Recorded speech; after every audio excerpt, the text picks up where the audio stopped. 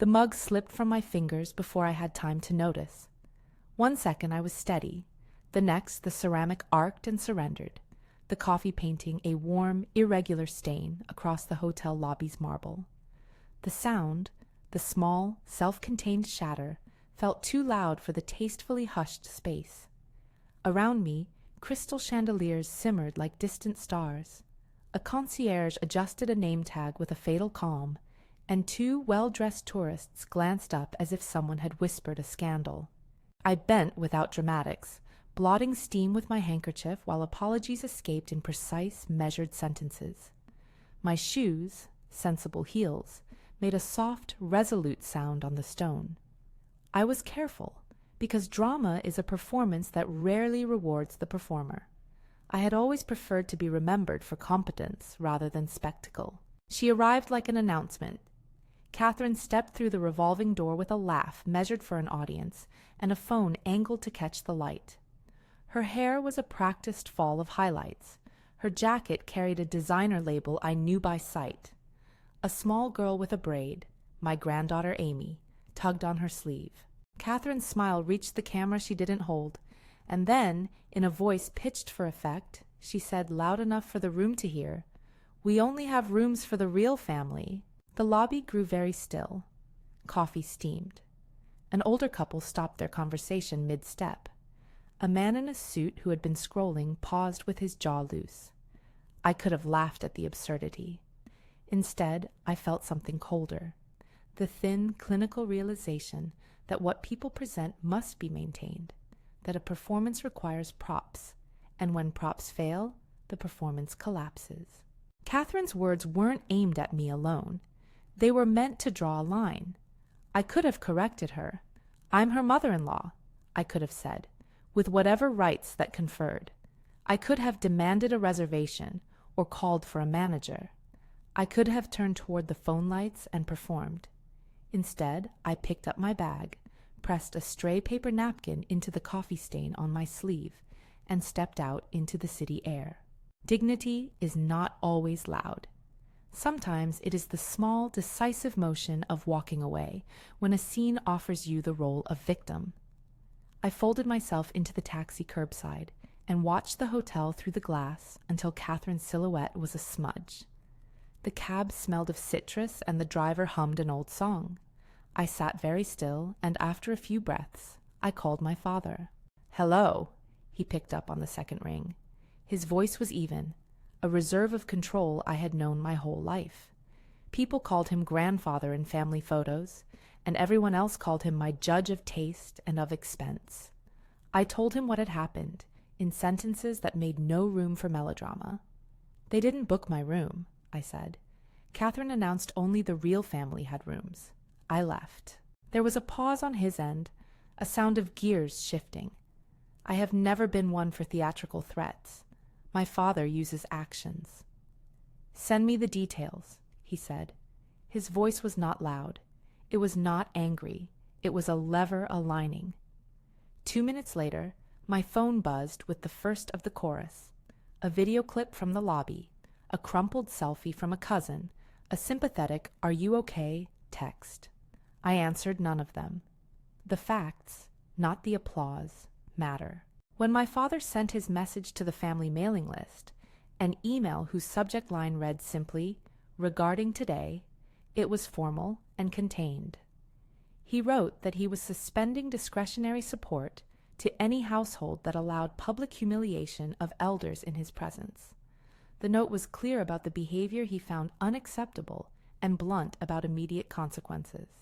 "I will be freezing further subsidies," he wrote in that particular unemotional way he has when he intends to be unmistakable. It was not theatrical. It did not scream. It functioned. I did not see the explosion that followed in real time. I watched it in pieces.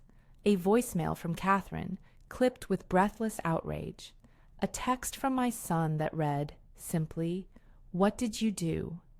A flurry of tagged Instagram stories that blinked like confetti before being pulled down. The family's curated life stuttered. Catherine's voicemail. "Helen, you embarrassed us in front of everyone. We had plans. You could have..." Her voice wavered in a way that sounded practiced, as if indignation were a costume she could put on and take off. When she realized her tone wouldn't hold, she pivoted to panic. "Dad just emailed everyone. What does he mean, frozen support? You can't do this to Amy." My son called, his voice tight with a blend of confusion and the immediate protective instinct of a man surprised to find the foundation beneath his life shifting. Is this about money?" he asked. He refused, for a long time, to see the behavioral thread, that the suspension was a response to how they treated me. I sat at a cafe 2 blocks away, the city moving around me in indifferent competence. I scrolled through their social media accounts, not out of spite, but because the dissonance was instructive. The feed was a parade of parties and manicured breakfasts. Captions were glossy and certain. I found a recent photo. Catherine in a flowing dress cradling a cocktail with a hand posed for cameras. And a few weeks earlier, an image of my father joining them on a yacht, all of them smiling. Beneath those happy images was a line of comments praising their lifestyle. The numbers were like applause, but applause doesn't pay the electricity bill. It doesn't reconcile bank statements or calculate retirement needs. My father had been generous, quietly underwriting more than I think many of us realized, helping with deposits, covering a monthly shortfall, smoothing the edges. Generosity is a heavy tool. It can correct a fall or enable a habit. That evening, while the family's group chat erupted with unreadable strings of panic and finger-pointing, my son sat at their kitchen table with a stack of unopened envelopes. In the next few days, I learned the details through tentative calls from relatives who had finally decided to stop enabling silence. Overdue notices for a car loan, a utility bill in arrears, a credit card that had been shifted between accounts until its ownership blurred. These were not criminal discoveries. They were practical, domestic collapses, the kind that used to be solved by another transfer from my father's account, and now required, unglamorously, table talk. My father's email had done what his words often did. It cut through performance. It created an immediate consequence that was not shaming for its own sake, but corrective. My role in this was simple and not vengeful. I had left the lobby rather than make a scene. I had called the person in position to act. He acted. That doesn't make me cruel. It made the architecture of responsibility visible. We have a history in our family of confusing affection with accommodation. Catherine had been raised with a certainty, social, financial, that if life tested her, someone would quietly adjust the seams. I have a lifetime of making my own repairs. I saved. I invested. I did not live for an image. I did not require that my front porch be lit for applause. Flashbacks arrive unbidden.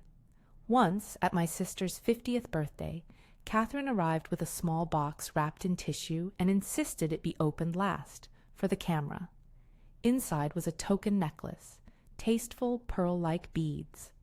My father leaned in, delighted, and promised to send a bottle of champagne to the table that night. Later that year, when their washer conked out, Catherine's husband sent a quick message. "Any chance Grandpa could help?" Within 48 hours, a technician had arrived, and a new machine was humming. I applauded the convenience then as if it were an ordinary thing, unaware of how reliance stitches itself into a life. Another small memory, the time Amy learned to ride a bike. Catherine texted me a photo, a single frame of triumph. I sent a message of encouragement.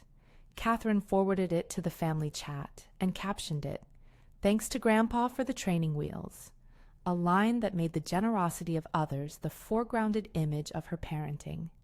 Privilege can be like a background hum, unheard until switched off. The fallout was practical. Catherine's husband, who had always kept his ledgers in his head, discovered a line of deferred payments and realized he had been living ahead of his balance for years. He sat at their kitchen counter, staring at digits while his wife watched, the camera of entitlement nowhere to be found. My parents, my son's in-laws, called me with genuine apologies, voices raw in a way that felt new. "We didn't see," they said. "We thought it was all under control." They were learning, painfully, that apologies are a first step, not currency. There were scenes in between the drama where my daily life continued, stubborn in its ordinariness. I returned to work. The lab bench welcomed me like a necessary ritual. My hands are better at stabilizing instruments than narratives. I run experiments and read data with a kind of honest obsession. Numbers do not lie in the way people sometimes do. The week after the hotel incident, I received an email that began with, "Congratulations," and then outlined a promotion. The title, the responsibilities, the modest raise. It was a recognition of tenacity and precision. I felt something like quiet satisfaction. The promotion wasn't counterbalanced to humiliation. It was its own kind of validation. The world still rewarded competence. At home, the pearl hair clip remained in my suitcase, wrapped in tissue. I had bought it months ago during a sale, something small and true, not ostentatious. It gleamed with a soft, sensible sheen. I'd meant it for Amy, a little surprise for the 7-year-old who loved rearranging my reading glasses and insisted on calling my morning tea rocket juice. Why, the clip was not a symbol of approval. It was practical, a small act of love held in reserve for a time when Amy might be old enough to understand that treasures sometimes come from thoughtfulness rather than spectacle. As the weeks turned into months, the family shifted. Without my father's monthly cushion, their habits confronted the real world. They moved from an apartment that had been more about faces for photos than practical space to a smaller, more functional home. The photo feeds went quiet.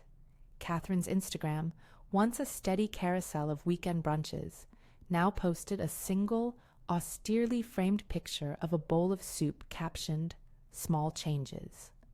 The comments were thin, sympathetic. The applause had thinned. So had the veneer of performance.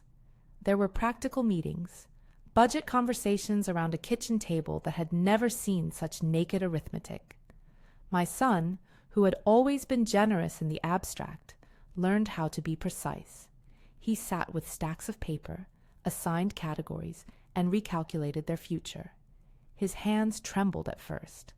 After a few weeks, the tremor smoothed into concentration. That's the thing about consequences. They demand competence. Catherine's husband found a job that required hours but paid steadily. He learned to call the utility company and negotiate payment plans, an uncomfortable skill that built muscle and, oddly, self-respect. Catherine began to volunteer at Amy's school, a small, embarrassing humility that yielded a new intimacy with neighbors who were not cameras on a string. The child, Amy, adapted quickly. Children always do. She took to the new apartment as if it were a small adventure. Apologies came in various forms. Some were earnest, some clumsy. My parents wrote a letter, the kind that is measured but sincere. "We are sorry for not seeing how our support encouraged habits rather than built character," they wrote. My son, in a voice that finally melded protectiveness with accountability, said, "We're figuring this out." Catherine sent a message, a kind of concession wrapped in indignation that softened over time. "We're sorry about the lobby," she wrote months later. "It was a bad moment. We didn't mean to make you feel unwelcome." I replied, carefully, that words matter when followed by change. There was also a particular, understated act from my father that mattered. A month after his email, he showed up at my door with a small silver box. Inside lay a thin pearl necklace, unobtrusive, elegant, the kind of thing he knew I would wear as much for its practicality as its beauty. His note was one line, for steadiness. He didn't talk about the family scandal. He simply handed me the necklace as if to close a loop. He understood, as I do, that corrective consequences are not punishment, but architecture. When you remove a crutch, you may cause discomfort, but you also create space for the muscles to grow. There were private moments of wavering, times when the moral clarity blurred under the weight of empathy. I worried about Amy.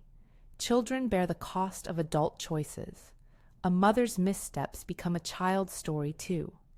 I wondered if my role in the unfolding had been too cold, whether dignity had been mistaken for indifference. My father, when I asked him, answered with the clinical patience of an engineer. Comfort is not the same as teaching. You can help a child by letting the parents learn how to help themselves. A trusted colleague, Mira, and I sat once in the break room, the hum of fluorescent lights over our heads, and I said aloud the thing people rarely say. There is a point where being kind enables harm. She nodded, stirring her tea. Mira has a blunt kind of empathy that is unsentimental. You did not choose theatrics, she said. You chose a boundary. Conversation like that solidifies your own thinking, makes it less abstract. The small reconnection came 8 months later. My phone buzzed with a message from an unfamiliar number, and the text read simply, "Hi, Grandma. It's Amy." The spelling was tentative, the heart behind it enormous. I read it 3 times before giving myself permission to reply. There is an older mother's truth. You hold the capacity to forgive and to teach both at once. I answered with something measured and warm. "Hi, love. I'd like to read you a story tonight." She replied with a string of exclamation marks and a heart emoticon. That night, I video called Amy, and she solemnly presented the pearl hair clip I had waited so long to give.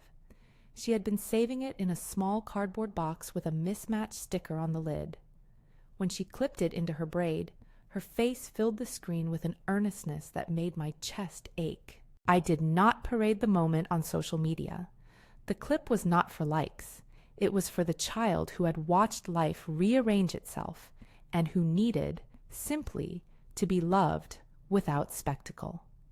I told her, as we read a book with cheap, bright pictures, that sometimes grown-ups make mistakes and then learn. She nodded with the absolute confidence of a child who believes that learning is the next shoe to be put on.